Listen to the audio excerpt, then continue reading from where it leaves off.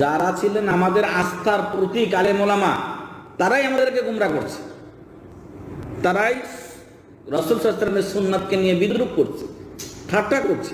যারা ছিলেন আমাদের আস্থার প্রতীক আলেম ওলামা, তারাই আমাদেরকে গুমরাহ করছে, তারাই রাসূল সাল্লাল্লাহু আলাইহি ওয়াসাল্লামের সুন্নাতকে নিয়ে বিদ্রূপ করছে, ঠাট্টা করছে। এই চরমপন্থী লামাযহাবীরা ইলেকট্রনিক্স মিডিয়ায় আমার বিরুদ্ধে দীর্ঘদিন যাবৎ জর্দা খাওয়ার অপবাদ দিয়ে যাচ্ছিল, অথচ আমি জর্দা খাই না। এক দুর্নীতিবাদ মুফতি, ওই যে 17,000 কোটি টাকা মেরে খেয়েছে গরিবদের, মনে আছে? এই ভণ্ড আল্লাহর রাসূলের সুন্নাহকে ব্যঙ্গ করেছে, করেনি? আর এক পানখোর মুফতি আছে, পানখোর, এতই জর্দা খাওয়া খায়, এক জর্দাখোর মুফতি আছে, এতই মিথ্যা কথা বলে। সেদিন একটা বক্তব্য এক ভাই আমার কাছে পাঠাইছে, ও বলছে আলামিন মসজিদে নাকি গেছিল, ও সালাতে দাঁড়াইছে, তো ডান পায়ের এক মুসল্লির পায়ের উপর পা তুলে দিয়েছে, আর বাম সাইডের এক মুসল্লির পায়ের উপর পা তুলে দিয়েছে। আমি বলছি যে তোর মতো জর্দাখোর অপবিত্র মুফতির পায়ের উপর পা তুলে দেওয়ার প্রশ্ন আসে? কথা বুঝতে পারছেন আপনি? আপনারা সালাত আদায় করেন না? ওর মুখে যে গন্ধ, জর্দাখোর, ইমাম ভাই বলেনি আজকে আপনাদের? বলেনি মনে, জর্দার কথা বলতে ভুলে গেছে মনে, তাই না? বলেছে? এই জর্দাখোর, ওর সামনে যাওয়া যায় না। এক, ওর শরীরটাই অপবিত্র, একজন আহলে হাদিস মানুষ ওর পায়ের উপর পা দিবে? আবার বলছে যে বারান্দায় এসে ওকে ধরে জিজ্ঞেস করলাম, আরে মোহাম্মদপুর মসজিদের বারান্দায় নেই। কথা বুঝতে পারছেন? এরা হলো একবারে মানব রূপী কি শয়তান, মানব রূপী ইবলিস। এরা আর একটা বের হয়েছে না, এই যে কয়েকদিন ডেলিভারি দিচ্ছে নতুন নতুন জিনিস, হ্যাঁ বের হয়েছে, দেখছেন? এই সমস্ত এই কাঠমূল্যার কারণে দেশের মানুষের বেশি ক্ষতি হচ্ছে, ইমানের ক্ষতি হচ্ছে। আহলে হাদিসদের গালিগালাজ করছে, দেখছেন না? এক মুফতি নাম দিয়েছে টেরা দাজ্জাল, এরকম নাম দিয়েছে টেরা দাজ্জাল, দাজ্জালি টেরা হবে, এটা মানব রূপী দাজ্জাল। এটা আল্লাহকে হেদায়েত দান করুন। এক শায়েখ সেই কানাডা থেকে ফোন দিয়ে এই টেরা দাজ্জালকে খুব বাহবা দিয়েছে, বেটা তুমি থাকো কানাডা, তার সম্পর্কে জানো, এই যে এখন ডেলিভারি দিচ্ছে, খাও ভালো করে। ইবনু তাইমা সম্পর্কে বলছেন, ইবনু তাইমা রাহিমাহুল্লাহকে বলছে, ইবনু তাইমা ওরকম কাফের যেমন হিন্দুরা কাফের। আল্লাহর উপরে গজব নাজিল করুন। ইবনু তাইমাকে তুমি চিনো? এদেরকে শেল্টার দেওয়ার কোনো দরকার আছে? একটা সহিহ আমল যেটা হাদিস দ্বারা প্রমাণিত, আপনি ইবনুল মাজাহ খুলেন, তাবরানী আওসাত খুলেন, আবু দাউদের 97 পৃষ্ঠা খুলেন, কত হাদিস নেবেন?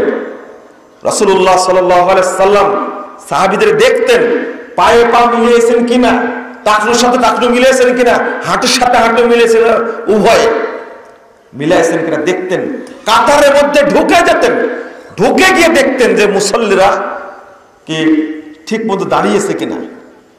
ওই সুন্নাহকে নিয়ে ব্যঙ্গ করে, ব্যঙ্গ তো করবে। এই যে গরিবদের দরিদ্রদের টাকা মেরে খেয়ে পেটের ভুঁড়িটা মোটা করেছে, ঘাড় কি জাতা মোটা ঘাড় মনে করছেন আপনি? এই হারাম খেয়ে আর পেট কত মোটা, মনে হচ্ছে ও পেটের মধ্যে সব জাহান্নামের সাপ সবগুলোর মধ্যে আছে। যেভাবে ব্যঙ্গ করা আসলে সুন্নাহকে, বলুন পরস্পরের মুসল্লি দাঁড়ালে উভয়ের মাঝে আধার ফাঁক রাখা লাগবে, তাই না? বাংলাদেশের মুসল্লিদেরকে শিখিয়েছে টেরা মুফতিরা, এর কোন দলিল আছে? জাল দলিল আছে? জাল দলিল না। এই জন্য সালাফি আকীদার ভাইদেরকে বলি, সহিহ আকীদার ভাইদেরকে বলি, সুন্নাত প্রতিষ্ঠিত করার জন্য সুন্নাতের প্রচলন করার জন্য আল্লাহ হাদিসদেরকে পৃথিবীতে পাঠিয়েছেন। বেদাতীরা যতই সুন্নাহ নিয়ে টিট করুক না কেন, যতই ব্যঙ্গ করুক না কেন, একজন আহলে হাদিস পৃথিবীতে বেঁচে থাকতে বেদাতীদেরকে কখনো শেল্টার দিবে না। সুন্নাহ নিয়ে ঠাট্টা করা কেন? রাসূল সাল্লাল্লাহু আলাইহি ওয়াসাল্লাম বলেছেন, মান সাদ্দা ফুরজাতান ফি সাফিন, 5797 নম্বর হাদিস, তাবরানী আওসাত খুলুন। যে ব্যক্তি কাতারের মাঝে দাঁড়ানোর সময় উভয়ের মাঝে ফাট বন্ধ করে দেয়, ফুরজা ছিদ্র বন্ধ করে দাঁড়াবে, রাফাআল্লাহু লাহু দারাজা, আল্লাহ তার মর্যাদা বৃদ্ধি করে দেবেন, ওয়া বানা লাহু বাইতান ফিল জান্নাহ, এবং তার জন্য আল্লাহ জান্নাতে একটি ঘর তৈরি করবেন। তোমরা তো হাদিস পড়ো না, তোমাদের ভিতরে হাদিসের মহব্বত নাই। পৃথিবীতে যত বেদাতি আছে, সে আলেম হোক আর জালেম হোক আর মূর্খ হোক, শিক্ষিত হোক আর মূর্খ হোক, তাদের কারোর মধ্যে হাদিসের প্রতি মহব্বত নেই। মারিফাত উলুমিল হাদিস, ইমাম হাকিম রাহিমাহুল্লাহ গ্রন্থটা খুলুন। আহমদ ইবনে সিনান রাহিমাহুল্লাহ তিনি বলছেন, লাইসা ফিদ দুনিয়া মুত্তাবিউন ইল্লা ওয়া হুয়া ইউবগিদু আহলাল হাদিস। পৃথিবীতে যত বেদাতি আছে প্রত্যেকে আহলে হাদিসদেরকে গালি দেয়। ইল্লা হুয়া ইউবগিদু আহলাল হাদিস, প্রত্যেক বেদাতি আহলে হাদিসদেরকে গালি দেয়। ওয়া ইযাবতাদার রাজুল, যখন কোনো ব্যক্তি বেদাতের সাথে জড়িত হয়, বেদাত করে, নুজিয়া আনহু রুজিয়া হালাওয়াতুল হাদিস মিন কলবি, তার অন্তর থেকে হাদিসের মহব্বতকে ছিনিয়ে নেওয়া হয়। চিন্তা করতে পারছেন? যেই বেদাত কাজ করা শুরু করে, ভুয়া আমল করা শুরু করে, তার অন্তরের মধ্যে হাদিসের মধ্যে মহব্বত থাকে না। কারণ অন্তর তখন শয়তান বসে যায়। যেখানে শয়তান আখড়া তৈরি করে, ওই জায়গায় কি হাদিসের মহব্বত থাকে না? প্রশ্নে আসে না? আমি আশ্চর্য হই যে বেদাতের সাথে জড়িত হয় কি করে। এই 4 আঙ্গুল ফাঁক রাখা বা আধার ফাঁক রাখা, এর দলিল পৃথিবীতে খুঁজে পাওয়া যায় না, জাল দলিলও নাই।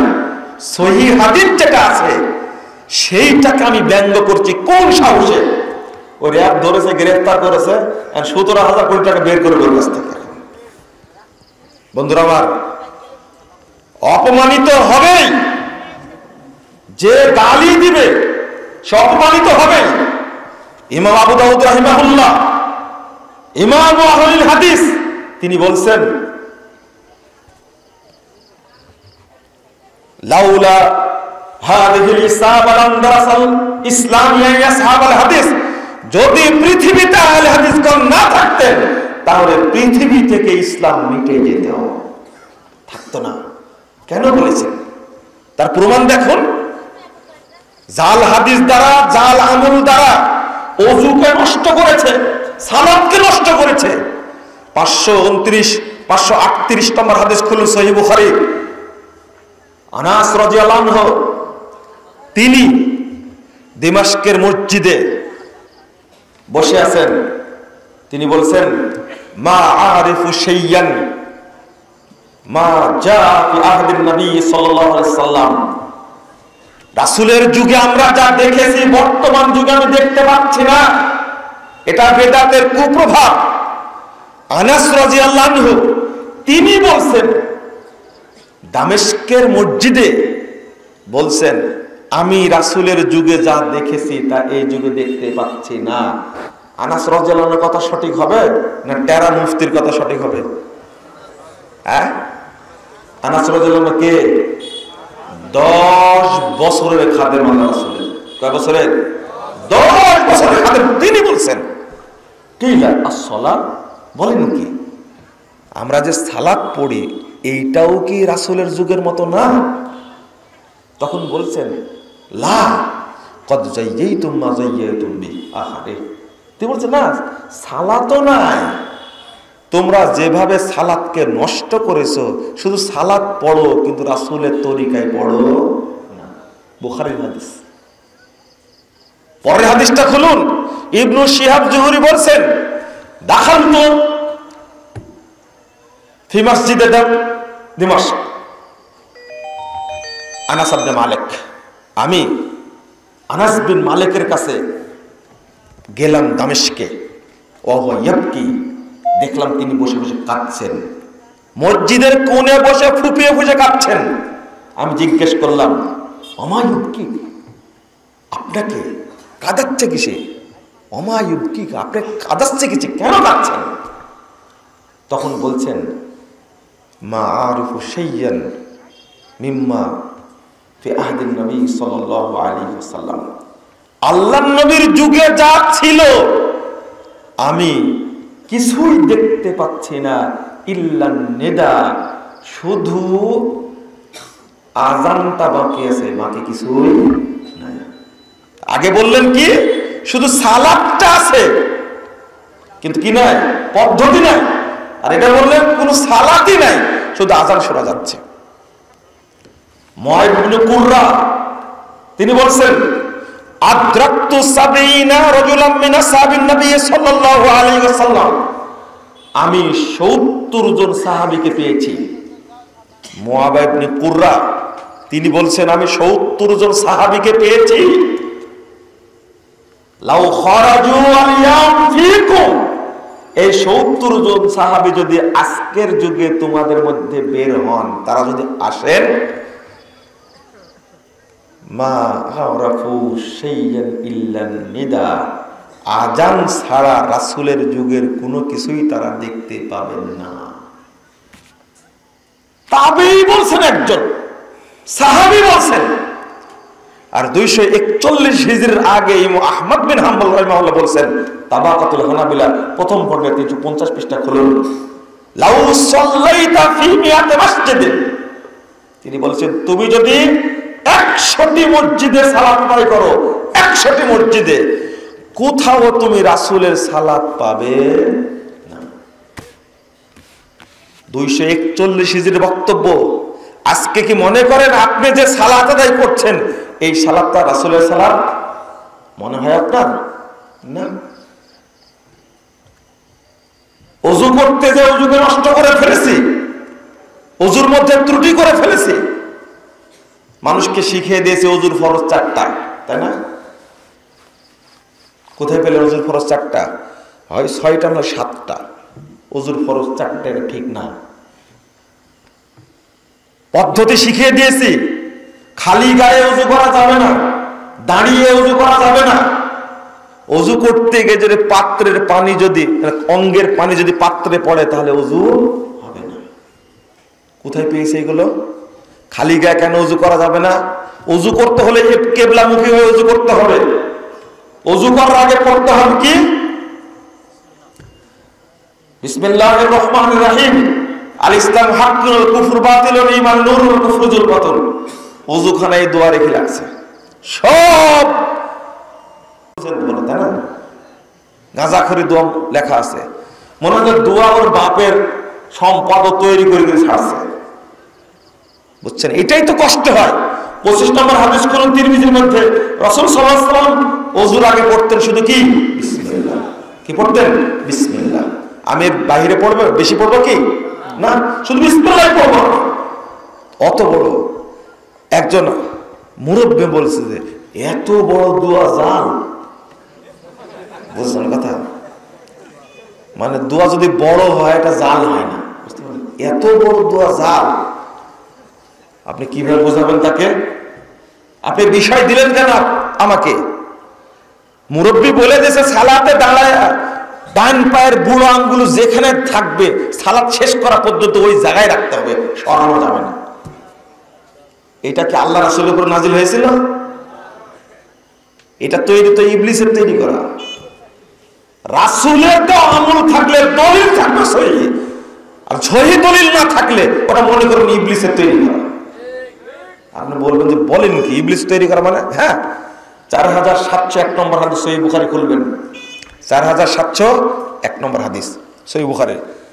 রাসূল সাল্লাল্লাহু আলাইহি ওয়াসাল্লাম বলছে, ইন্নাল মালায়েকা তানজিলু ফিল আনান, ফেরেশতারা মেঘের মধ্যে আসে। আসমানের নিচে মেঘ থাকে না, মেঘ, মেঘের মধ্যে ফেরেশতারা বসে তাসকুরুল আমরা, আগামীকাল কি ঘটবে এটা আলোচনা করে, বুঝছেন? ফাতাস্তারিকু শায়াতিন আসসামা, শয়তানরা, সুফিয়ান বলছেন যে শয়তানরা এই যে আঙ্গুল যেমন এরকম আছে না, একজনের উপর আরেকজন উঠে, ফাওকা বাদিহিম বাদা, একজনের উপর আরেকজন উঠতে উঠতে উঠতে উঠতে একবারে ওই কাছাকাছি চলে যায়, যে ফেরেশতাদের কথা শুনে নেয়, বুঝলেন? শুনে নিয়ে ফায়াতুনাল কুহান, দুনিয়াতে যে ওদের এজেন্ট আছে, এজেন্ট বুঝছেন কি, এই এজেন্টের কাছে আসে, এসে ওই কানে কানে বলে দেয়। তার রাসূল সাল্লাল্লাহু আলাইহি ওয়াসাল্লাম বলছেন ফায়াকযিবুনা মাহা মিয়াতা কাযবাতিন কাযবাতিন মিন ইনদি আনফুসিহিম, ওই একটা শুনলো এটাতে জানতে পারে ফেরেশতারা, জানতে পারে কুড়া মারে, কুড়া মারলে নিচ থেকে ওরা দৌড় দেয়, সব পড়ে যায়। সহিহ বুখারীর হাদিস, অনেকগুলো হাদিস আসছে, এখানে আসছে ওই একটা শুনলো ওয়ায়াকযিবুনা মাহা মিয়াতা কাযবাতিন, আরে ওই একটার সাথে 100টা যোগ করে, কয়টা কয়টা হলো তাহলে? 101টা। 101টার মধ্যে সত্য কোন কয়টা, মিথ্যা কয়টা? হ্যাঁ, একটা সত্য আর বাকি 100টা কি? আল্লাহ রাসূল মিন ইনদি আনফুসিহিম, শয়তানদের পক্ষ থেকে 100টা যোগ লাগে নিয়ে এই দুনিয়ার যে এজেন্ট, ওদের যে বেতনভুক্ত এজেন্ট আছে, হ্যাঁ বেতনভুক্ত, ওই যে মাজারে কলগিটারে না, হ্যাঁ মোটা মোটা জট আর শিকল দিয়া গোটা শরীর বাঁধা আছে, ভণ্ড বাবা, ভণ্ড বাবা মনে হয়েছে, এদের কাছে ওহী করে। ইমাম যাহাবী রাহিমাহুল্লাহ বলছেন কি জানেন?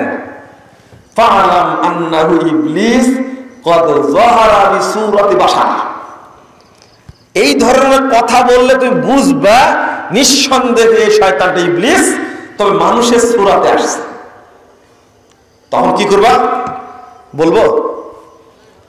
ইমাম যাহাবী বলছেন 4 নম্বর খণ্ডের 470 পৃষ্ঠার মধ্যে বলছেন যে ওয়াইন জাবুনতা ফারিক, তুমি যদি কাপুরুষ হও, এই সমস্ত শয়তান রূপী বক্তারা তোমার কাছে যদি আসে, আর যদি তুমি কি হও কাপুরুষ হয়, ফারিক, তাহলে পালাও, তার কাছ থেকে পালাও, ওয়াইল্লা ফাসরাহু, আর যদি তুমি বীর পুরুষ হও তাহলে ওকে একটা আসার দাও, ওয়াবরুক আলা সদরিহি, ওকে আসার দিয়ে ওর বুকের উপরে হাঁটু গেড়ে বসো, ওয়াকরা আয়াতাল কুরসি, আর ওর উপরে আয়াতাল কুরসি পড়ে ফু দাও, ওয়াকনকুহু, আয়াতাল কুরসি পড়ে ফু দাও আর গলাটা চেপে ধরো, এই ফু দিলে গলাটা চেপে ধরলে ও দেখবে শয়তান ওর মধ্যে থেকে বেরিয়ে পাছা দিয়ে বেরিয়ে ধরতে।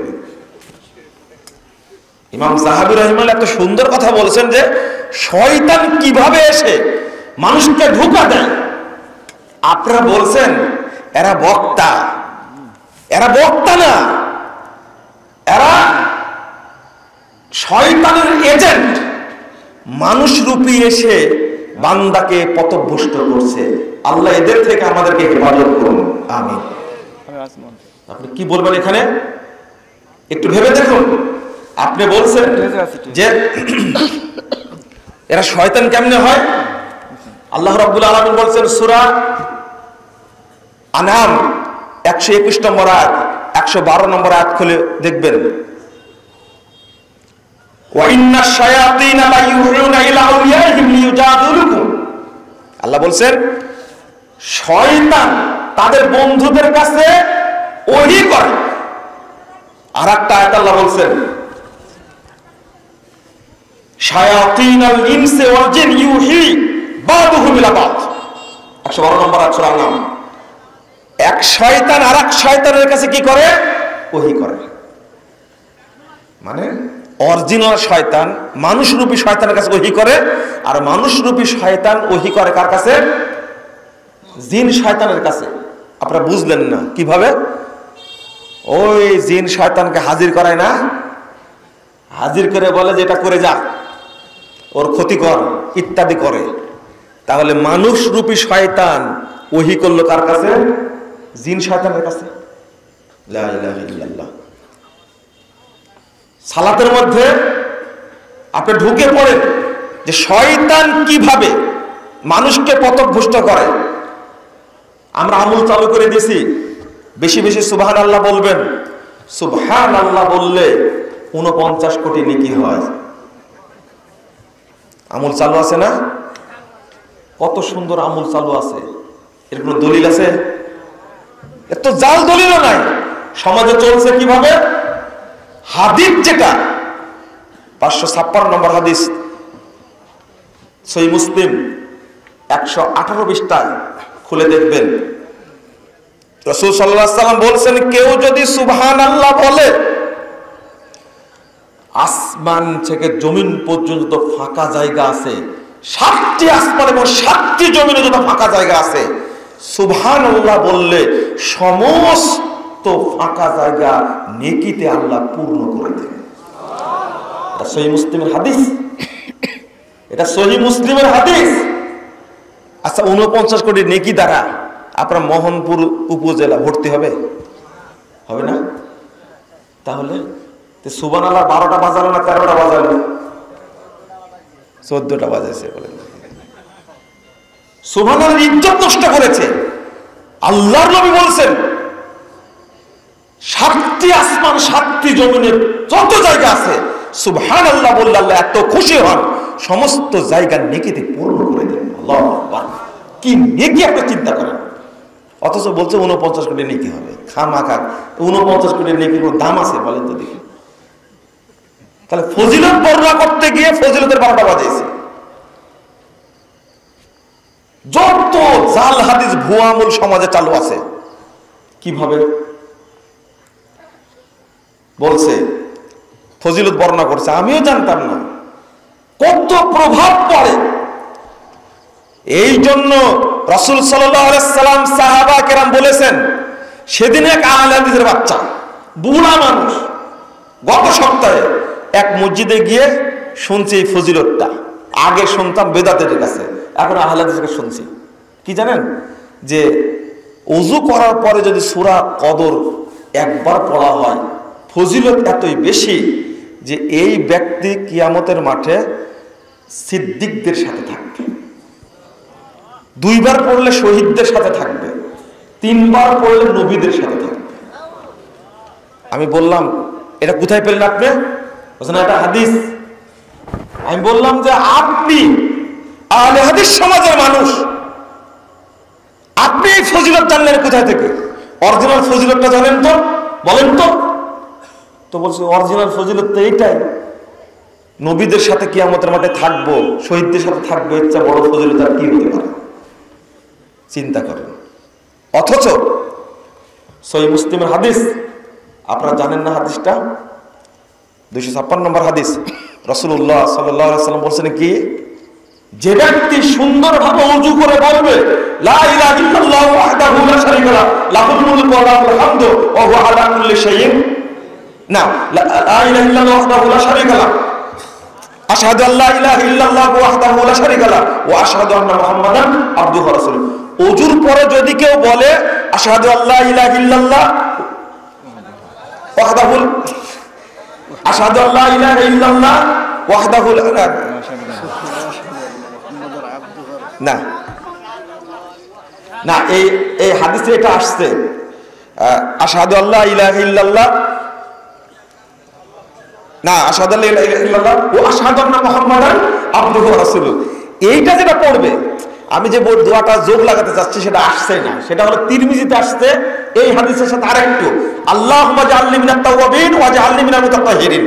এই পুরো দোয়াটি সহিহ মুসলিমে আসছে শুধু আশহাদু আল্লা ইলাহা ইল্লাল্লাহ ওয়া আশহাদু আন্না মুহাম্মাদান আবদুহু ওয়া রাসূলুহু, এটা শুধু আসছে সহিহ মুসলিমে। এর সাথে যোগ হয়েছে আল্লাহুম্মা জাআলনি মিনাত তাওয়াবিন ওয়া জাআলনি মিনাল মুতাতাহহিরিন। পুরোটা যে ব্যক্তি বলবে, রাসূল সাল্লাল্লাহু আলাইহি ওয়াসাল্লাম বলেছেন যে ফুতিহাত লাহু আবওয়াবুল জান্নাতিস সামানিয়া, তার জন্য জান্নাতের 8টি দরজা খুলে দেওয়া হবে। ইয়াদখুলু মিন আইয়াশা, যেই দিক দিয়ে ইচ্ছা সেই দিক দিয়ে জান্নাতে প্রবেশ করতে পারবে। কত সুন্দর ফজিলত, সহিহ মুসলিমের হাদিস, তিরমিজিতে আসছে সহিহ হাদিস। এইটা জানি না, জানি কোনটা? সূরা কদর পড়লে দেখে এত নেকি হয়। আমি বললাম যেটা জাল হাদিস, আপনি শিখলেন কোথা থেকে? বলছে যে আগে তো তাবলীগ করতাম, ওখানে গিয়ে শুনেছি। এই দেখেন, এই জন্যই তো 908 নম্বর হাদিস তাবরানী আওসাতের মধ্যে এসেছে, রাসূলুল্লাহ সাল্লাল্লাহু আলাইহি ওয়াসাল্লাম বলছেন, সঠিক আমলটা কেন শিখতে পারেননি আপনারা? তার কারণ আছে। সহিহ আমলটা শিখতে পারেননি কেন, বা বেদাতি আমল শিখেছেন কেন? তার অন্যতম কারণ হলো, আমি মনে করি কয়েকটা কারণের একটা হলো বেদাতি বক্তাদের বক্তব্য শোনা আর বেদাতি লোকের সাথে উঠা বসা করা। যেখানে কোন বেদাতির কোরআন তেলাওয়াত শোনা নিষেধ, জানেন কেটা? আপনারা খুব হতবাক হবেন, হতবাক হওয়ার কোনো প্রশ্ন আসে না। বেদাতি ব্যক্তির কোরআন তেলাওয়াত শোনা কি নিষেধ? তাহলে বক্তব্য শোনা যাবে না, তার কাছে শিক্ষা নেওয়া যাবে না। রাসূল সাল্লাল্লাহু আলাইহি ওয়াসাল্লাম বলেছেন, ইন্না মিন আশরাতিস সাআ ইউলতামাসাল ইলমু ইনদাল আসাকির। যখনই লোকেরা বেদাতি মুল্লাদের কাছ থেকে ইলম শিক্ষা করবে, তখন বুঝবে যে কিয়ামত চলে এসেছে। খুব দূরে চলে যান বেদাতি আলোচকের আলোচনা শোনার জন্য। আমি এর সাথে বলি, যারা তাওহীদের আলোচনা করে না, যারা মানহাজের আলোচনা করে না, যারা তাওহীদের আলোচনা করে না, যারা মানহাজের আলোচনা করে না, তাদের বক্তব্য আপনারা শুনবেন না। ওর চেহারা যত সুন্দর হোক, হুজুর যত বড়ই হোক, পাগড়ি যত লম্বা হোক, দাড়ি যত লম্বা হোক, ওর আলফেল্লা যত বড়ই হোক না কেন, এর বক্তব্য শোনা যাবে না। আর একটা জিনিস মনে রাখবেন, কমন জিনিস, যে বক্তা দাড়ি ছাটে, হ্যাঁ কি ছাটে, এই দাড়ি ছাটা লোকের বক্তব্য শুনবেন না, খবরদার। কথা বুঝতে পারলেন?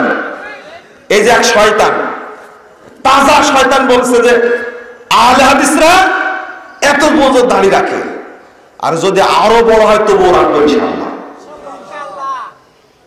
তুমি শয়তানের মতো লুকোচুরি করে দাড়ি কেটে মুড়ি করে রাখো, কোথায় পেয়েছো?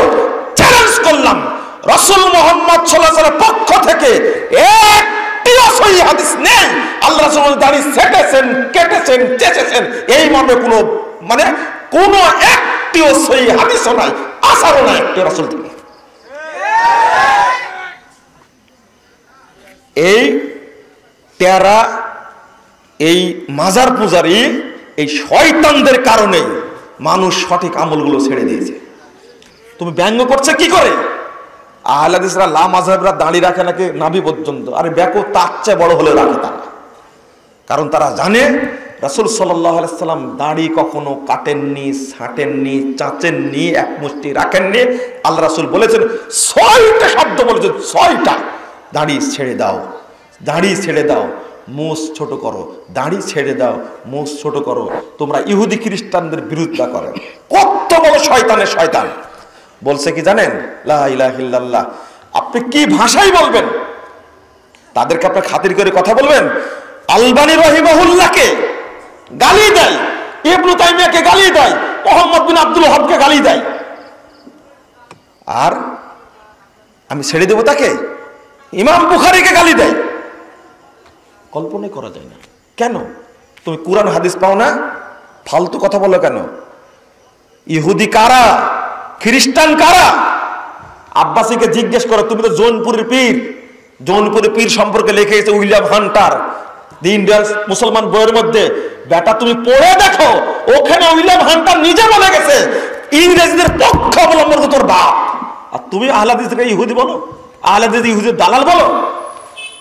বাংলাদেশের এই তেরা মুফতিরা এত খারাপের খারাপ, শুধু আলবানীকে না, জাকির নায়কের মাধ্যমে লক্ষ লক্ষ হিন্দু ইসলাম গ্রহণ করেছে, লক্ষ লক্ষ ইহুদি খ্রিস্টান ইসলাম গ্রহণ করেছে। আর ও জাকির নায়ককে বলছে ইহুদির দালাল। এই ব্যাকুব, তুই বক্তব্য দিয়ে 30 বছর যাব, তোর বক্তব্যে 3 জন বেনামাজি নামাজ পড়া শিখেছে কিনা সন্দেহ আছে। জাকির নায়কের 3 মিনিটের বক্তব্যে লক্ষ লক্ষ হিন্দু ইসলাম গ্রহণ করেছে। মানে এগুলো সহ্য করা যায় না, মানুষ বিভ্রান্ত হয় এই জায়গায়। কিন্তু আমরা শিখিনি। ইবনু মাসউদ রাদিয়াল্লাহু আনহু বলছেন, লা ইয়াজালুন নাসু বিখাইরিন, মানুষ ততদিন কল্যাণের মধ্যে থাকবে, মা আখাযুল ইলমা ইনদাল আকাবির, যতদিন মানুষ সাহাবীদের কাছ থেকে ইলম নিবে ততদিন মানুষ কল্যাণের মধ্যে থাকবে। ওয়া ইযা আখাযুহু ইনদাল আসাগির হালাকু, যখনই বেদাতীদের কাছ থেকে মানুষ ইলম নেওয়া শিখবে তখনই মানুষ ধ্বংস হয়ে যাবে। বর্তমানে ধ্বংসের লক্ষণ পাওয়া যাচ্ছে। ইউটিউব, ফেসবুক, ইন্টারনেট, বিভিন্ন মাধ্যমে মানুষ ভিতরে ভিতরে সব এই গাঁজাখড়ি বক্তব্য শুনে ঈমান নষ্ট করছে। আপনাকে জানতে হবে, সবার বক্তব্য শোনা যাবে না, সবার বই পড়া যাবে না, বিভ্রান্ত হবেন আপনি, এটা খেয়াল রাখতে হবে। ইবনু আব্বাস রাদিয়াল্লাহু আনহু বলছেন, লা তুজালিসু আহলাল আহওয়া, বেদাতীদের সাথে তোমরা কখনো বসো না, উঠা বসা করো না। ওদের সাথে উঠা বসা করতে গিয়ে আমরা বহু আমল হারিয়ে দিয়েছি, বহু বেদাতে আমল শিখে নিয়েছে। মুসাফা করার আমল, মুসাফা, হাত দেন, মুসাফা সুন্দর করে দুই হাতে, আর এক হাত দেন, এই দেখেন মুসাফা করা শিখেছে। এখানেও করেছেন মুসাফা, কেন করলেন? আপনার চার হাতে মুসাফা করলেন কেন? কেন করলেন আপনি? কোথায় থেকে শিখেছেন এটা? বেদাতের সাথে উঠা বসা করার কাছে শিখেছেন, তাই না? শুধু মুসাফার উপরে দুর্নীতি হয়েছে। সহি আমিল শুনবেন আপনি? ইবনু আব্বাস রাদিয়াল্লাহু আনহু বলছেন, বেদাতের সাথে উঠা বসা করো না, ফাইন্না মুজালাসাতুহুম মুমরাজুল কুলুব, তাদের সাথে ওঠা বসা করলে তোমার অন্তরটা বেদাতে ওরা আক্রান্ত করে দেবে। নাউযুবিল্লাহ। ইবনু আব্বাস রাদিয়াল্লাহু আনহু বলছেন। আর কত শুনবেন? ইবনু তাইমিয়া রাহিমাহুল্লাহ বলছেন, আদ-দুআতু ইলাল বিদায় লা তুকবালু শাহাদাতুহুম ওয়া লা ইউসাল্লা খালফাহুম ওয়া লা ইউখাযু আনহুমুল ইলম ওয়া লা ইউনাকাহুন, যারা বেদাতি তাদের সাক্ষী গ্রহণযোগ্য নয়, যারা বেদাতি দাওয়াত দেয়, যারা দায়ী তাদের সাক্ষী গ্রহণযোগ্য নয়, তাদের পিছনে সালাত পড়া ঠিক না, তাদের কাছে ইলম নেওয়া যাবে না, ওয়ালা ইউখাযু আনহুল ইলম, তাদের কাছ থেকে ইলম নেওয়া যাবে না, ওয়ালা ইউনাকাহুন, তাদের সাথে বিয়ে দেওয়া যাবে না, হাত্তা ইয়ানতাহু হাদিহি উকুবাতুল লাহুম। ইবনে তাইমিয়া বলছেন, এটা তাদের শাস্তি, যতক্ষণ পর্যন্ত বেদাত না ছাড়বে ততক্ষণ তাদের কাছ থেকে ইলম নেওয়া যাবে না। আপনি তাদের সাথে ঘুরঘুর করেন কেন? দেখেন, হাদিস শুনেন, আমি বললাম আসসালামু আলাইকুম ওয়া রাহমাতুল্লাহ, উনি বলবেন ওয়া আলাইকুম আসসালাম ওয়া রাহমাতুল্লাহি ওয়া বারাকাতুহু, এটা বলতে পারেন। শেষ, মুসাফার পর্ব কি শেষ। রাসূলুল্লাহ সাল্লাল্লাহু আলাইহি ওয়াসাল্লাম বলছেন, 5212 নম্বর হাদিস, এইভাবে মুসাফা করে, এইভাবে হাতটা ছাড়তে ছাড়তে দুইজনে পৃথক হতে হতে গফিরা লাহুমা, উভয়ের মধ্যে যত পাপ আছে সব পাপ ক্ষমা করে দাও। রাসূল সাল্লাল্লাহু আলাইহি ওয়াসাল্লাম বলেছেন, উভয়ে যদি মুসাফা করে, আল্লাহু আকবার, এই হাত ছাড়তে, তাবরানী আওসাতের হাদিস, হাত ছাড়তে ছাড়তে পাপগুলো অনুরূপভাবে মানুষের আমুলনামা থেকে ঝরে যায়, যেভাবে গাছের পাতা ঝরে যায়। কিন্তু লাগান, এর পাপ পাপ ঝরছে না বাড়ছে? হ্যাঁ, বাড়ছে, তাই না?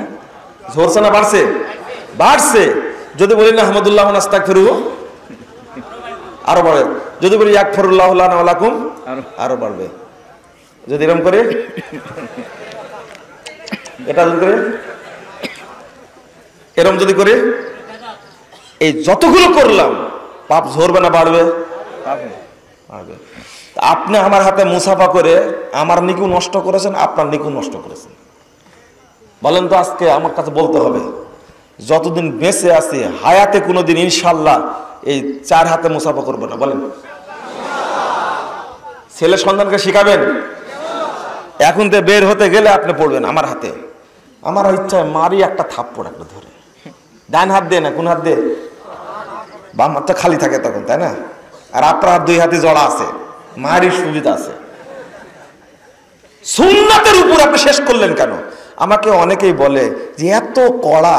ভাই, কড়া না, নসিহত করতে চাই। এই সুন্নাত গুলোকে নষ্ট করে দাও। নেকি পেতে চাই আমি, রাসূলের সুন্নাত যেটা সেটাই। ওরা অপব্যাখ্যা করেছে অনেক, ওইদিকে যাওয়ার দরকার নাই। আর আগের কথা বললাম, দাড়ি রেখে দিবেন, কারো দাড়ি যেন কাটা ছাঁটা মুতার মতো, মুতাছেন মুতা তো চিনেন, তালের মুতা চিনেন, কোন কোন হুজুর দাড়িকে এমন ভাবে কাটি রাখে, মানে ওর দেখলে মনে হচ্ছে তাল গাছের মুতার মতো মনে হচ্ছে। এটা জানেন আপনারা? হ্যাঁ বেটা, তুমি আলেম মানুষ, তুমি দাড়িটা ছেড়ে দিবে, ওরা মুতার মতো রাখছে কেন দাড়ি? না রাখলে কি সমস্যা? ওরকম দাড়ি রাখার তো দরকার নাই। কালকে একজনকে বলেছি, গতকালকে বগুড়ায় গেছিলাম, দাড়ি দেখে বললাম, একজন দাড়ি লম্বা, আমার দেখেন তো এই লোকটা দাড়িটা লম্বা করেছে, কি করেছে? আপনি কত সাইজ করে রাখছেন, মোতার মতো করে রাখছেন, এটা তো আস্তে আস্তে বড় হবে। আমি বললাম যে আপনাকে দেখছি অন্তত 15-20 বছর যাবত ওই রকমই আছে, বড় হবে, সার পাউস দিবেন একটু ওর মধ্যে, তাহলে বড় হবে। দেখছেন এতদিনও। আর একজন প্রোগ্রাম নিতে আসছে আমার কাছে, দেখছি বিশাল প্যান্ট পরা মানুষ, ওর প্রোগ্রাম করে কি করবে? আমি সাথে সাথে বললাম জামালপুরে। আমি বললাম আপনি প্রোগ্রাম নেবেন, আপনি সভাপতি তাই না? বিশাল ব্যাপার দেখতেছি। আজকেও তো আপনি চাচি আসছেন দাঁড়িটা, সভাপতিকে ধরে নিয়ে আসছে, মসজিদের সভাপতি প্রোগ্রাম নেওয়ার জন্য, জালসা করবে। তাই কত বছর জালসা করছে? 15 বছর যাবত আমি সভাপতি, 15 বছর যাবত করি জালসা। 15 বছরে যখন আপনার উন্নতি হয়নি এই চেহারার, আরো 1500 বছর হলে উন্নতি হবে না, জালসা করার দরকার নাই। কথা বুঝতে পারছেন? টাকরুর নিচে কাপড়টা পড়েছে, মানে কাশ পুঁটা গু গোবর সব লেগে আছে সাথে, এদের রুচিও না। কথা বুঝতে পারেন কি? রুচিটাও না। আর ভদ্র কালসাপ, এটা কি ভদ্র কালসাপ, মানে ভদ্রতা দেখাতে চাই, মানে লুঙ্গিটা ছেঁচড়া যাচ্ছে তো যাচ্ছে, এতই ভদ্র মনে হয় ওকে, মনে হয় ঝাঁটা ছাড়া এর কোনো বিনিময় নাই। তোমার এত ভদ্রতা দেখাও কেন? তোমার সাথে দামি লুঙ্গি অন্য কারো নাই, কেউ পড়তে পারে না, তুমি কিসের ভদ্র? এক হাত দিয়ে লুঙ্গি ধরে রাখছে, আর এক হাত দিয়ে মেহমানের কাছে খাবার নিয়ে আসছে, আর লুঙ্গিটা ছেঁচড়া যাচ্ছে। তুমি মেহমানকে, আলেমকে আপ্যায়ন করে কি করবে? তুমি আগে নিজে সংশোধন হও। দাড়িটা চাষা এত সুন্দর করে চেঁচেছে, আজকে সকালেই চাচ্ছে, মানে বইকে বিকেলে আর একবার চাচ্ছে, ভাবখানা এরকম 2 বার চাচ্ছে মনে হচ্ছে। আর টাকরুন হচ্ছে কাপড়। তোমার এই জালসা করার কি দরকার? 30 বছর তোমার অবস্থার পরিবর্তন হয়নি। 30 বছর তুমি সুদখোর, 30 বছর তুমি ঘুষ খাও, চাকরি করো, সুদে জরাজীর্ণ, তুমি জালসা করো, রাখো তোমার জালসাকে, তালাক দাও, তোমার জালসা করার দরকার নাই, আগে মুসলমান হও, ভালো মুসলমান হও। বন্ধুরা আমার, যদি আপনি এইভাবে বেদাতীদের সাথে চলতে থাকেন, তাহলে কোনো আমলিয়ার পাবেন না। আজকে নসিহত বুঝলেন তো? কি বুঝলেন? তাহলে দাড়ি আবার কাটবেন দাড়ি? হ্যাঁ, কাউকে দেখা যায় যে মনে হচ্ছে যে স্কেল ধরে কাটছে, বুঝছেন? মানে এত সরু চিকন করে, আর চাষে না, এতই ছোট করে। আমি মাঝে মাঝে বলি, বাহ, এরকম স্কেল কোন দেশে তৈরি হয়েছে বলেন তো ভাই? কিসের স্কেল? যে যত সুন্দর করে আপনি দাড়িটা কাটছেন, আমার মনে হয় এই স্কেল বাংলাদেশে পাওয়া যাবে না। বলেন, এরা আপ্যায়ন করে কি করবে? জালসা করে কি করবে এরা? এটা খুব কষ্টকর। আপনাদেরকে বলবো, বাহ্যিক সুন্নাত। কালকে আমার একটা ভিডিও পাঠাইছে, বুঝছেন, এত ভালো লাগলো। আমাদের এক ছোঁড়া আছে, বাংলাদেশের এক ছোঁড়া, এখন মনে হয় ক্রিকেট দলের কি অধিনায়ক, নাম কি বেটার? মাহমুদুল্লাহ। এটা শ্যামরা সালাত আদায় করছে দেখছি, আরো আছে সাকিব টাকিব, এরাও আছে সালাত আদায় করছে দেখছি, মাঠে মাঠে মাঠে। এ দুবাই না কোথায় জানে না, আমার কাছে ছেলেপেলে পাঠায় ছবি টবি, আমি দেখি মাঝে মাঝে। তো দেখে ওর প্যান্টটা দেখছি, অন্যদের প্যান্ট একটু নিচু করা আছে, কিন্তু ওর প্যান্টটা দেখছে একবার নিষ্ফু সাত, একবারে এই মানে টাকনুর উপরে তো আছে হাঁটু আর টাকনুর মাঝামাঝিতে মনে হচ্ছে দেখে। আপনারাও দেখেছেন হয়তো বা, আমি তো কম দেখি, আপনারা বেশি দেখেন। তখন কি মনে করলাম জানেন? যে যত বেনামাজি আছে বাংলাদেশের, এই যে ক্রিকেট দলের বাংলাদেশের ছেলেরা কোন জায়গায় সালাত পড়ছে তা জানি না, এতগুলো ছেলে জামাতে সালাত আদায় করছে। আমার মনে হলো সালাতটা কসর করলো, 2 রাকাত পড়ে সালাম ফিরালো, এটা আমার কাছে মনে হলো আর কি। তো তখন আর মনে হলো এই যত মুখ পোড়া বেনামাজি আছে সবার মুখে চুনকালি মাখা দেওয়ার দরকার, ওদেরকে শিক্ষা দেওয়ার দরকারটা বুঝেননি? ওরা যদি, অনেকে ক্রিকেট ভক্ত আছে, আছে আছে ক্রিকেট ভক্ত আছে, ক্রিকেট ভক্ত আছে, বেনামাজিও আছে, এদের মুখে চুনকালি মাখা দেওয়ার দরকার। যে এরা যদি ক্রিকেট খেলতে গিয়ে ফিল্ডে দাঁড়িয়ে সালাত আদায় করে, তুমি বাড়িতে থেকে সালাত আদায় করো না, তোমার মতো বড় শয়তান কোথায় আছে? কি রাগ করলেন আপনারা? না, রাগ করা কি দরকার? আপনার তো লজ্জা পাওয়া উচিত, শরম করা উচিত। বেহায়া কোথাকার, নামাজ পড়ো না বেটা, তুমি মুসলমান, মুসলমান দাবি করো। বাপ মেম্বার হলে কি হয়েছে? তোমাকে একবার গরু পুতা করে পুতার দরকার, তোমাকে মাটি দেওয়া ঠিক না, গন্ধ হবে তাই দূরে মাটি দেওয়ার কথা বলি, পুতার কথা বলি। মাটি দেওয়া না, মাটি দেওয়া কিন্তু আদরের সাথে দেওয়া। আর পুতার কথা বলি আমি। বেনামাজির কবর কোথায় হবে জানেন? বেনামাজিকে খবরদার আপনার নিজের কবরস্থানে কবর দিবেন না। আলহামদুলিল্লাহ, এক মুরব্বী বলছে আমি কবরস্থান দান করেছি, শর্ত করেছি এখানে বেনামাজি আর গলায় দড়ি দিয়ে মারা যাবে তাকে দাফন করা যাবে না। আমি লিখে দিয়ে দিছি। আমি দারুণ ব্যাপারটা দেখছি, বলতে পারলেন আমি শর্ত করে দিই বেনামাজির কবর যেন আমার এই জমিতে না হয়, আমি ওয়াকফ করে দিচ্ছি আল্লাহর জন্য, তবে শর্ত বেনামাজিকে মাটি দেওয়া যাবে না। তো কি করা লাগবে? ওই জঙ্গলে ফেলে দিয়ে আসবেন, নদীর পাড়ে গরু পুতার মতো করে পুঁতে রেখে চলে আসবেন। বাঁশ কাটার দরকার নাই, কাফন কেনার দরকার নাই, গোসল করানোর দরকার নাই, সাবান মাখানোর দরকার নাই, আতর টাতর কিচ্ছু দিতে হবে না, যেভাবে মরেছে ওই পুঁতে আসবেন একবারে। কথা বুঝতে পারলেন? কষ্ট হতে পারে, কিন্তু এত খারাপের খারাপ, বেনামাজির চেয়ে বেশি খারাপ পৃথিবীতে আর কিচ্ছু নেই।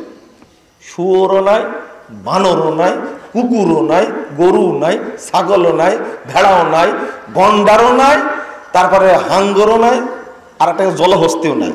যত প্রাণী আছে সবচেয়ে খারাপ প্রাণীটার নাম কি বলতো? হ্যাঁ, 4 পায়া, 4 পায়া সবচেয়ে খারাপ কোনটা? হ্যাঁ,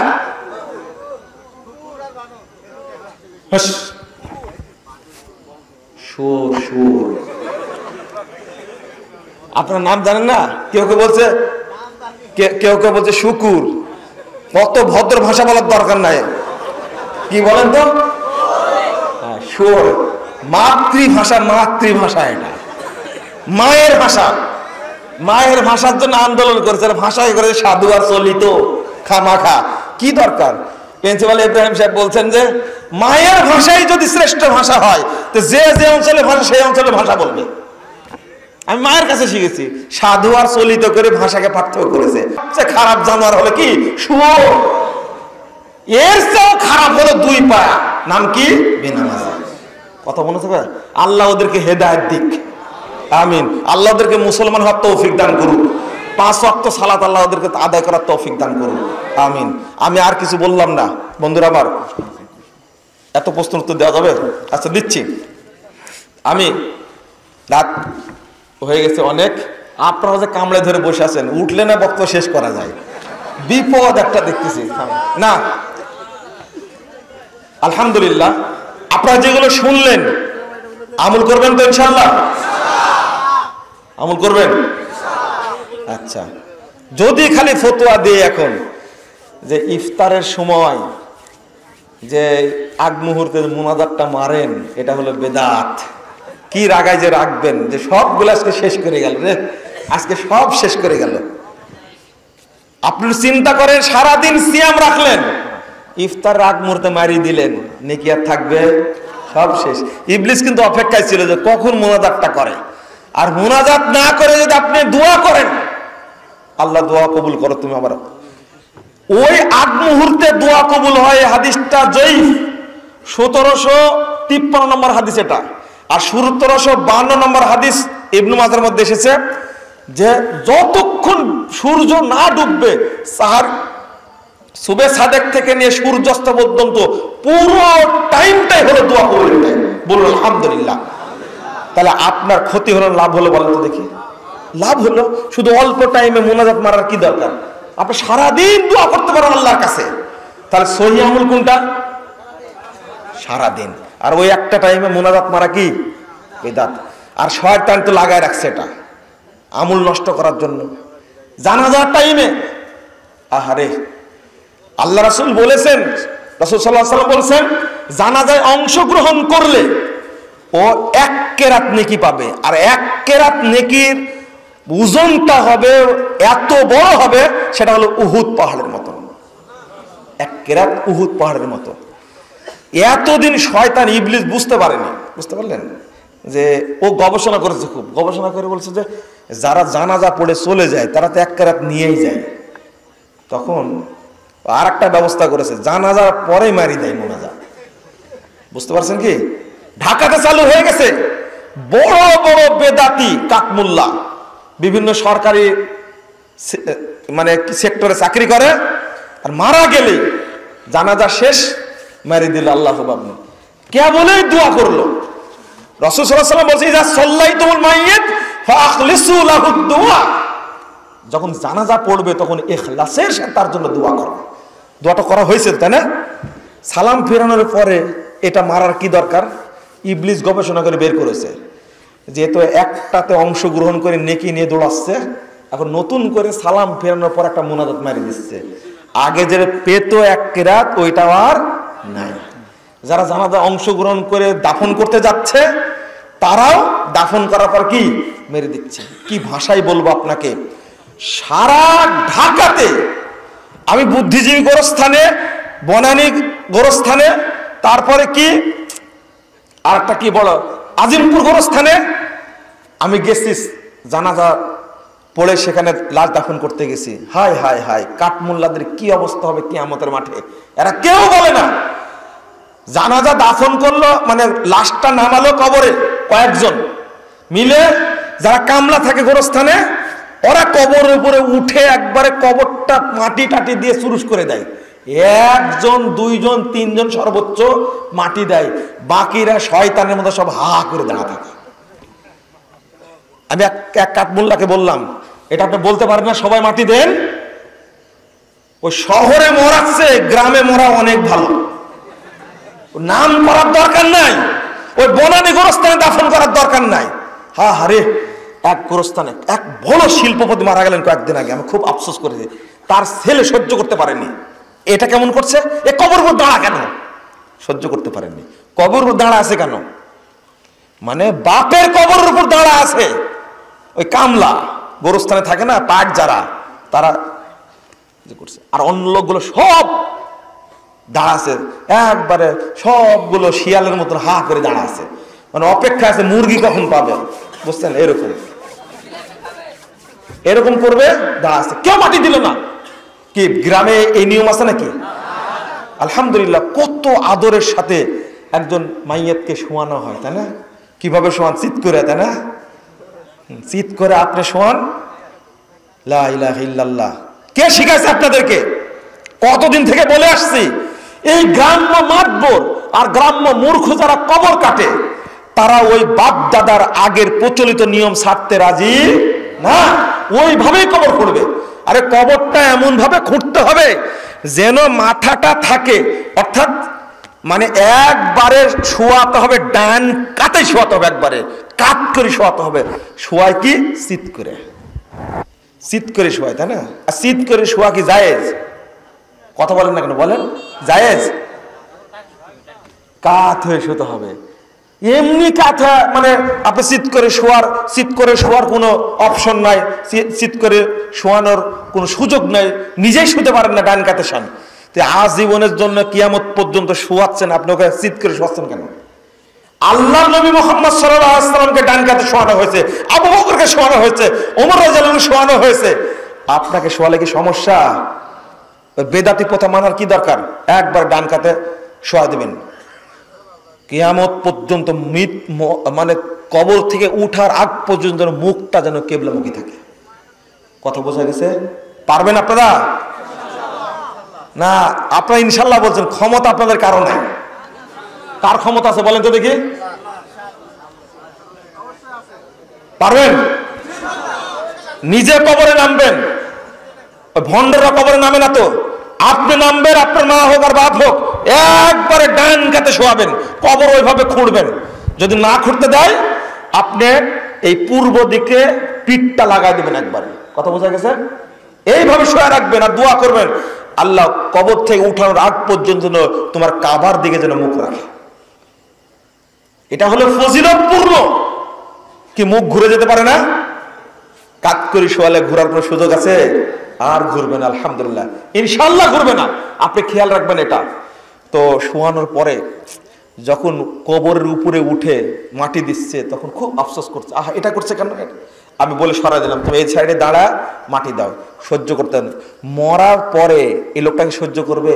যদি বুকের উপরে পা দিয়ে যদি কবরটা ঠিক করা হয়, কবরের উপরে দাঁড়ানো জায়েজ না নাজায়েজ? আরে কবর দিচ্ছে তখন উপরে দাঁড়া থেকে দিচ্ছে, কত সম্মান দেখেন। যান বনানী কবরস্থানে কবর দেন, ওইভাবে শোয়াবে আপনাকে। আপনাদের বলবো, এরপরে ধরলো মুনাজাত। এরপর কি ধরবে? মুনাজাত। তাহলে এক কেরাত যারা নিয়ে আসছিল, 2 কেরাত পেল, সবই কি শেষ। আল্লাহ হেদায়েত দান করুক তাদেরকে। বহু বেদাত আছে, বহু আমল আছে। আমার কাছে একজন প্রশ্ন করেছে যে যারা বোনের হক মারি খায়, তিন ভাই, বাপ করেছে কি 2 বেটাকে না দিয়ে ছোট বেটাকে সবকিছু লিখে দিয়ে চলে গেছে, বোনদেরকে দেয়নি, ভাইদেরকে সব দিয়েছে। এরকম বাপ আছে নাকি এর মধ্যে? এরকম বাপ যদি থাকে, হাজিরা বেশি আছে, মাশাআল্লাহ, বিশাল ব্যাপার একটা। এই হাজি সাহেবই তো পাঁজি। আমি বলি মাঝে মাঝে, ওই বক্তব্য তো আজকে না, অন্য দিনে হবে বক্তব্য। এরা এতটুকু যদি আপনার মাটি যদি আধার পরিমাণ, তার চেয়ে কম যদি আপনি নেন, এর ফজিলত তো জানেন আপনারা। কোরআনের 2টা আয়াত আপনারা পড়বেন আগে, 13 নম্বর আর 14 নম্বর আয়াত, সূরা নিসা 13 এবং 14 নম্বর আয়াতটা একটু পড়ে দেখবেন। কথা বুঝতে পারছেন? এইটা পড়ার পরে যে ব্যক্তি মানুষের জমি এইভাবে আত্মসাৎ করে নেবে, জমি কিন্তু স্থায়ী জিনিস, আপনি মাহরুম করলেন মানে ওর পুরো বংশটা মাহরুম হয়ে গেল, তাই না? আমাকে আপনি মাহরুম করলেন, আমার বাপ আমাকে জমিটা দিল না, আমি যদি 1 বিঘা জমি পাই, আমাকে মাহরুম করা হলো। এর অর্থ কি? আমার পরিবার পরিজন এবং আমার ঈদ পরে যতগুলো বাচ্চা কাচ্চা আসবে, কিয়ামত পর্যন্ত সবাইকে মাহরুম করা হলো না? এই পাপকে আপনি কিয়ামতের মাঠে বহন করতে পারবেন? আপনাকে কুবুদ্ধি কে দিয়েছে? আর হজ করতে কে বলল আপনাকে? আপনাকে নামাজ পড়তে, তাহাজ্জুদ পড়তে কে বলেছে? কে বলেছে তাহাজ্জুদ পড়তে? ওয়ামান ইয়াসিল্লাহা ওয়া রাসূলাহু ওয়া ইয়াতাআদ্দা হুদুদা ইউদখিলহু নারান খালিদান ফিহা ওয়া লাহু আযাবুম মুহিন। যে ব্যক্তি এই সীমা অতিক্রম করবে, আল্লাহ তাকে জাহান্নামে চিরদিন রাখবে, তার জন্য অপমানজনক শাস্তি রয়েছে। আপনি যাবেন কোথায়? যে বাপ জমি জায়গা এইভাবে দিয়ে মারা গেছে, ছেলেদের উচিত দ্রুত এই সম্পদ বন্টন করা, না হলে বাপ জাহান্নামে আছে, এরা মরলেও জাহান্নামে যাবে, ইনশাআল্লাহ জাহান্নামে যাবে, এতে কোনো সন্দেহ নাই। এখানে তওবা করতে হলে কোথায় তওবা করতে হবে? বাপকে উঠে আসতে হবে কবর থেকে, উঠে এসে মাপ চাইতে হবে, নাকি উপায় আছে? তো মাপ চাইতে আর উঠতে পারবে না। বেটাদের উচিত যে বাপও জান্নাতে যাক, আমরাও জান্নাতে যাব, বোনেরা যে ভাগ পেতেন সুন্দরভাবে বন্টন করে নিব। চালাকি করবেন না। কার কত মুস্তাদে আহমদের হাদিস খুলে দেখেন, 7টি জমিন, যেখানে এক জমিন থেকে আর একটা দূরত্ব হলো 500 বছর, 5 কত 3500। এই 3500 বছরের রাস্তা খোঁড়ার পরে যখন খোঁড়া শেষ হবে, গর্ত করা যখন শেষ হবে, তখন পুরো 7 জমিনটা তার ঘাড়ে তুলে দেওয়া হবে। কি কারণে? এত বড় শাস্তি কি জন্য? বুঝেননি কি জন্য? আমাকে বঞ্চিত করলে মানে কিয়ামত পর্যন্ত আমার যত ওয়ারিস সবাইকে বঞ্চিত করেছেন আপনি। এটা বুঝেননি আজ পর্যন্ত? আল্লাহ বুঝার তৌফিক দান করুক। সংক্ষেপে কয়েকটা প্রশ্নের উত্তর দিচ্ছে, আর আগামী 15 তারিখ আবার দেখা হবে ইনশাআল্লাহ। 15 তারিখ তো মনে নাকি? হ্যাঁ 15 তারিখ মল্লিকপুর ইনশাআল্লাহ। আর বক্তব্য শুনতে যাবেন না, আজকে যা শুনলেন আর চিন্তা ভাবনা নাই আপনাদের। যাক, আল্লাহ আমাদেরকে হেদায়েত দান করুন, আমিন ইয়া রাব্বাল আলামিন। আর শেষ করব আমি কয়েকটা কথা বলে নি। প্রশ্নের উত্তর, ফিতরা টাকা দিয়ে আদায় করার দলিল আছে কি? দলিল মানে জাল দলিলও নেই, যে যা খায় তাই দ্বারা ফিতরা দিতে হবে ইনশাআল্লাহ। আর আজকে আমাকে বলছে একটা জিনিস বলতে ভুলে গেছি, সেটা হলো আগামী একটা ইজতেমা আপনারা দেখে আসেন। আহলে হাদিসদের আলহামদুলিল্লাহ অনেক বড় একটা ইজতেমা হয় ময়মনসিংহের ধানীখোলার, 17, 18, 19 3 দিন ব্যাপী হয়। অনেক আলোচক আছেন, বাংলাদেশের বিখ্যাত পণ্ডিত। এটা আপনারা জানতে পারবেন হয়তো আজকের মধ্যে, ইনশাল্লাহ জেনে নেবেন কারা থাকবে আলোচনায়। তো আপনারা অংশগ্রহণ করার চেষ্টা করবেন। 17, 18, 19 3 দিন ব্যাপী প্রোগ্রামটা হবে। অনেক বড় মাঠ, অনেক মুসল্লি হয় আলহামদুলিল্লাহ। সালাতে তেলাওয়াতের সময় আউযুবিল্লাহ বিসমিল্লাহ সরবে না নীরবে? নীরবে, নীরবে পড়বেন।